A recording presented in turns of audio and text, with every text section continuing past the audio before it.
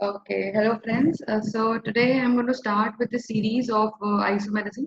तो हमारे चैनल पे आपको सारे के सारे इंपॉर्टेंट क्वेश्चंस मिलने वाले हैं, ठीक है, जितने भी आपके आईडी एडवांस में आए हुए हैं, क्योंकि ये चैनल ही मैंने आईडी एडवांस करके बनाया है, क्योंकि बहुत सारे बच्चों को ये शिकायत रहती है कि हमें अच्छे क्वेश्चंस करने को नहीं मिलते। यूट्यूब पे एक्सप्लेनेशन तो है, बट यूट्यूब पे एक्सप्लेनेशन तो है तुम्हारी, बट वो अच्छे से समझाई नहीं हुई है, या समझाई भी हुई है तो पूरे क्वेश्चंस की प्रैक्टिस नहीं करी हुई है।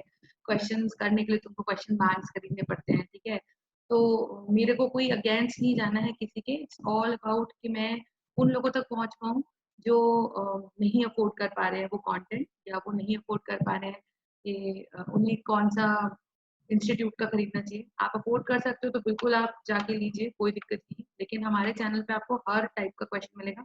और दूसरी बात यह है कि पेशेंस रखना है। हाँ, तो मेरे को डेली 1 से 1.5 घंटे ही वीडियो बनाने को मिलता है, तो मैं वो बना रही हूँ। हम डेली काम कर रहे हैं, हम आपके लिए डेली वीडियोस ला रहे हैं, अच्छे क्वेश्चन ला रहे हैं, पुराने सैम्पल पेपर्स ला रहे हैं, topic by topic important question, her type का क्वेश्चन जो कॉम्पिटिटिव में पूछा जाता है वो सब लाया जा रहा है। तो वो हम लोग कर रहे हैं, लेकिन आपको थोड़ा पेशेंस रखना है। और दूसरी बात, अपने टीचर को बूस्ट करते रहना है, ठीक है। अपने फ्रेंड्स एंड फैमिली में शेयर करो चैनल, जितना कर सकते हो, तो उनको भी हेल्प मिलेगा और अगर मेरे को भी अच्छा लगेगा, क्योंकि आप लोग के कमेंट्स और आपके जो लाइक्स होते हैं, आप लोग के जो सब्सक्रिप्शन होते हैं, वो सब हमारे लिए बहुत इंपॉर्टेंट रखते हैं। वो मेरे लिए एक बूस्ट रहता है, तो मैं और अच्छे से अच्छी मेहनत कर सकती हूँ। तो चलिए शुरू करते हैं। आज का हमारा टॉपिक रहेगा आइसोमेरिज्म, ठीक है। So today's topic will be isomerism.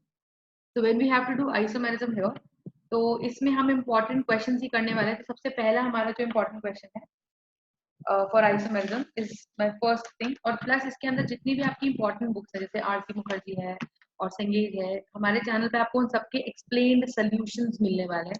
तो आप इसको पढ़िए और अपने अच्छे से एग्जाम्स निकालिए, ठीक है। कहीं से भी आप समझ के आ रहे हैं, मेरे चैनल पे एक्सप्लेनेशंस भी रहेंगी थोड़ी बहुत, लेकिन मेरे चैनल पे मेजरली आपको सोल्यूशंस मिलने वाले, क्वेश्चंस मिलने वाले, जितने आप क्वेश्चंस चाहते हैं अपने प्रैक्टिस करने के लिए क्वेश्चन। क्योंकि अल्टीमेटली कहीं से भी आप थ्योरी पढ़ लो, जब तक आपको क्वेश्चन नहीं करोगे तब तक आपको कुछ समझ में नहीं आएगा, तब तक कोई फायदा नहीं है। तो you have to solve as many questions. कोई फ्री असाइनमेंट का फायदा नहीं होता है जब तक आपको कुछ सॉल्व नहीं करवाएगा। तो it's important, I am giving you the concept, follow that. तो first question that will be doing is this. First question, question कैसे पुट अप कर जाते हैं, देखिए इस तरह से लिखा जाता है, give give various various functional, give various functional isomers of butane 1 of butanol and give their isomeric give their isomeric relation। Okay, तो ये क्वेश्चन हमारा दे रखा है। तो इस क्वेश्चन में आपको क्या करना है, देखो ब्यूटेनॉल की बात हो रही है ना, इसका सोल्यूशन लिखती हूँ यहाँ पे। तो ब्यूटेनॉल की बात हो रही है, तो ब्यूटेन मतलब, मैं आपको देखो कॉन्सेप्ट आपको थोड़ा बहुत आना चाहिए क्वेश्चंस करने के लिए। तो ब्यूटेन 1 का मतलब ब्यूट है, ब्यूट मतलब 4 कार्बन, 1 2 3 4, ओल मतलब अल्कोहल, तो मेरे को अल्कोहल दे रखा है। और आपको तो पता ही है कार्बन 4 बॉन्ड्स बनाता है, तो आप देख सकते हैं 1 2 3 और इधर एक बॉन्ड बना, 1 2 3 और एक इधर चौथा। इस कार्बन की बात करते हैं, सेकंड कार्बन की, तो 1 2 3 और 4। थर्ड कार्बन की बात करते हैं, तो इसमें 1 2 3 और 4। समझ में आ रही है? बहुत बढ़िया बढ़िया क्वेश्चन मिलने वाले हैं आपको। 1 2 1 2 3 या 4। तो यहाँ पे अगर मैं बात करूँ तो मेरे पास फर्स्ट कार्बन हो गया, सेकंड कार्बन हो गया, थर्ड कार्बन हो गया, फोर्थ कार्बन हो गया। और फर्स्ट कार्बन मैंने इसको क्यों मार्क किया, क्योंकि इस पे फंक्शनल ग्रुप लगा हुआ है OH, तो इसको मैं थोड़ा कंडेंस करके लिख लेती हूँ। तो इस पे आगे 3 कार्बन, इस पे आगे 2 कार्बन, इस पे आगे 2 कार्बन, इस पे आगे 2 कार्बन और एक OH, तो ये लिखा जाएगा CH3 CH2 CH2 और OH, सॉरी CH2 और फिर CH2, 4 कार्बन के बाद फिर OH, ठीक है। तो ये हमारा पूरा का पूरा क्या बन गया, ये हमारा पूरा का पूरा बन गया है ब्यूटेन 1। हमको बोला जा रहा है, क्या सवाल है, हमको बोला जा रहा है कि various functional isomers of butane 1, ठीक है, जितने भी आइसोमर्स बना सकते हैं फंक्शनल वाले। देखो आपको मैं थोड़ा सा बताती हूँ, हमारे जो आइसोमर्स होते हैं ना, हमारा जो आइसोमेरिज्म होता है वो 2 पार्ट्स में बटा होता है। एक होता है स्ट्रक्चरल आइसोमेरिज्म, स्ट्रक्चरल आइसोमेरिज्म आपने पढ़ा भी होगा इसके बारे में, जिसके अंदर आप पढ़ते हो चेन आइसोमेरिज्म, पोजीशन आइसोमेरिज्म, है ना। और क्या पढ़ते हो आप लोग, मेटामेरिज्म। तो इसी के अंदर आप और क्या पढ़ते हो, एक पढ़ते हो फंक्शनल आइसोमेरिज्म, राइट। एक ही आप पढ़ के फंक्शनल आइसोमरिज्म, एक इसी में आप पढ़ते हो टॉटोमेरिज्म, राइट। तो ऐसी एक दूसरा होता है स्टीरियो आइसोमरिज्म, स्टीरियो आइसोमरिज्म। तो when I am talking about stereo isomerism, तो ये आपसे पूछ रहा है स्ट्रक्चरल आइसोमेरिज्म का भी एक पार्ट कि इसके आपको सिर्फ फंक्शनल आइसोमर्स ही बनाना है, ठीक है। आपको इसके सिर्फ फंक्शनल आइसोमर्स ही बनाने हैं और आपको कंपाउंड दे रखा है, तो क्या करने वाले हैं ध्यान से देखिए। अच्छा, अगर किसी को स्पीड स्लो लगती है तो आप तेज करके देखो, अगर आपको स्पीड फास्ट लगती है तो आप स्लो करके देखो, है ना। कॉन्सेप्ट आपको पूरा मिलेगा। तो देखो, तो ब्यूटेन 1 मोल, अब आप ये ध्यान रखिए कि अल्कोहल का जो फंक्शनल आइसोमर होता है ना वो ईथर होता है, वो ईथर होता है। तो इसके मैं क्या क्या आइसोमर्स बना सकती हूँ देखो, एक क्या कर सकती हूँ फंक्शनल बनाना है, तो ईथर हो गया 1 2 3, और यहाँ और ये CH3, तो ये CH3 CH2 अभी आपको समझ में आ गया कि कार्बन कितने हैं। दूसरी बात करते हैं, ये ऑक्सीजन को बीच में ले जाओ, तो CH2 CH3, और ये वाला ऑक्सीजन बीच में आ गया, तो अब चार देखो टोटल आइसोमर क्या होता है कि फॉर्मूला रिमेन सेम, तो formula should remain same, but though form the structure must be different. तो स्ट्रक्चर देखो, यहाँ पे अल्कोहल है, यहाँ ईथर बन गया। ईथर आपको पता ही होना चाहिए, ईथर में क्या होता है, ईथर में होता है कि बीच में एक ऑक्सीजन और एक एल्काइल ग्रुप इधर और एक एल्काइल ग्रुप इधर। तो आप देख सकते हो इधर एक कार्बन का एल्काइल ग्रुप है, एक एक कार्बन का एल्काइल ग्रुप है, और यहाँ 3 कार्बन का एल्काइल ग्रुप है। तो ये मिथाइल है और ये प्रोपाइल है। अब देखते जरा यहाँ पे, तो इधर कर लो, तो इधर आ जाता है CH2 और इधर आ जाता है CH3। समझ में आ रही ये बात आ गई। तीसरा देखते हैं, इसी में अगर मैं समझाना चाहूँ फर्स्ट वाले को ही, तो OCH3, ये जो मेरे पास पार्ट है ना, ये वाला पार्ट, इस पार्ट में मैं क्या करती हूँ देखो, 2 कार्बन तो मैं सिंपल सिंपल लगाती हूँ, 1 और 2, और दूसरा मैं क्या करती हूँ, ये जो तीसरा कार्बन है उसको मैंने यहाँ जाके जोड़ दिया, तो CH3 और CH।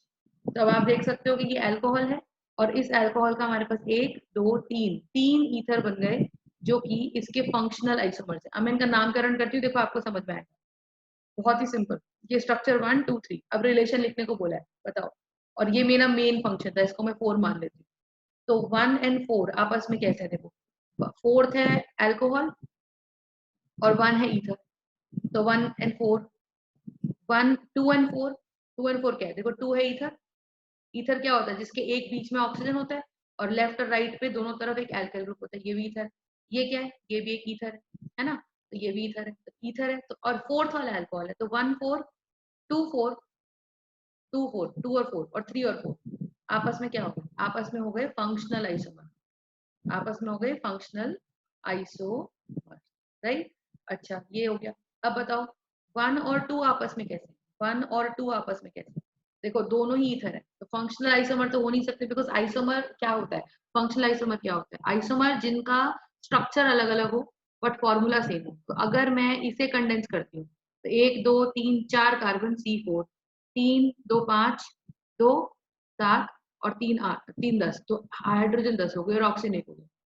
तो आप किसी का भी करके देख लो, 1 2 3 4, इसके भी 4 कार्बन है, और 3 2 5 5 2 7 7 3 10, तो H10 हो गया और 1 हो। तो फॉर्मूला सबका सेम है, फॉर्मूला सबका सेम है, लेकिन जो स्ट्रक्चर है सबका अलग अलग है। तो यहाँ ये याद रखना है आपको, क्या याद रखना है आपको, याद आपको ये रखना है इसके अंदर कि भाई जो ऑक्सीजन बीच में आ गया है ना, तो ऑक्सीजन के इधर उधर, अगर ऑक्सीजन के लेफ्ट में और राइट में फंक्शनल ग्रुप्स अलग अलग हैं, तो ईथर में हमेशा होता है मेटामेरिज्म, ठीक है। ईथर में हमेशा क्या होता है, मेटामेरिज्म। तो बीच में ऑक्सीजन है, इधर और उधर क्या बनने वाला है बेटा, इधर और उधर हमारे पास बनने वाला है ये मेटा। ऐसे ही 2 और 3 क्या है आपस में देखो, तो अब तो 1 और 2 हो गया, तो दीज आर बेसिकली मेटामर्स, 1 और 2 और मेटामर्स। ये मैं आपको इनका ये जो पूछ रहा है ना, गिव देयर आइसोमेरिक रिलेशनशिप, कि ऐसा नहीं है कि सिर्फ 1 का 4 के साथ या 2 का 4 के साथ या 3 का 4 के साथ बताना है, आपको 1 और 2 के बीच में बताना है, 2 और 3 के बीच में बताना है, ठीक है। और देखो, एक हमको बताना है 2 और 3 के बीच में, तो 2 और 3 का आपस में क्या देखो, 2 और 3 में देखा जाए तो बीच में O है, ओके, बीच में O है, सॉरी।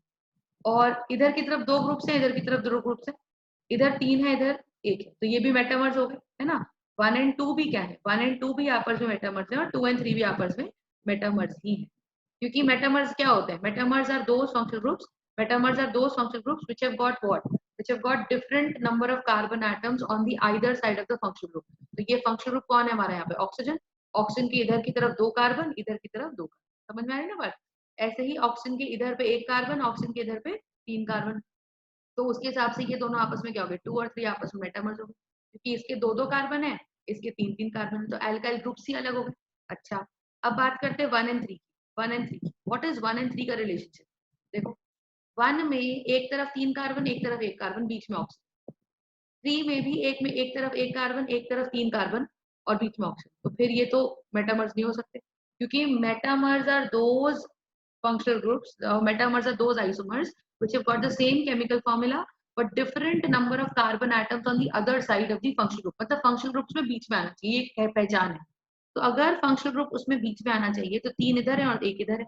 तो यहाँ पे तो चेन का फर्क पड़ रहा है। देखो, यहाँ पे 2 की चेन डायरेक्ट जा रही है, यहाँ पे 3 की चेन डायरेक्ट जा रही है। तो इसका मतलब ये आपस में हो गए चेन आइसोमर। चेन आइसोमर क्या होते हैं? चेन आइसोमर होते हैं जहाँ पे या तो मेन चेन की लेंथ अलग हो जाए या साइड चेन की लेंथ अलग होती है। यहाँ पे देखो, यहाँ 3 की मेन चेन है। देखो, 3 की मेन चेन क्या है? 1 carbon, second carbon, third carbon. यहाँ पे 2 की ही मेन चेन है।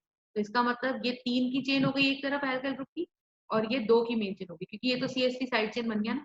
तो इसका मतलब ये हो गया कि ये हमारा हो गया चेन आइसोमर। हमेशा याद रखिएगा, ईथर्स जो होते हैं, ईथर्स ईथर्स आपस में, तो आपस में ये चेन आइसोमर्स हमेशा, जनरली ईथर्स आपस में मेटामेरिज्म का कॉन्सेप्ट शो करते हैं।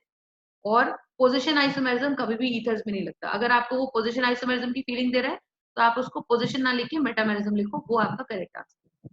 समझ में आ रही है? तो और देखते हैं क्वेश्चन 2-3। चलो नेक्स्ट क्वेश्चन मैं आपको बताती हूँ। क्वेश्चन नंबर 2 देखते हैं। क्वेश्चन नंबर 2 आपको क्या बोल रहा है? क्वेश्चन नंबर 2 आपको क्या बोलता है? देखो, कहता है give various functional isomers of pentanol. Give various functional isomers of pentanol. ये क्वेश्चन है। This is the second question. कहता है give various functional isomers of pentanol. Okay, तो when it says pentanol, what do you mean by functional isomers? आपको पता ही है कि हमारे पास आइसोमर्स जो होते हैं वो दो टाइप के होते हैं।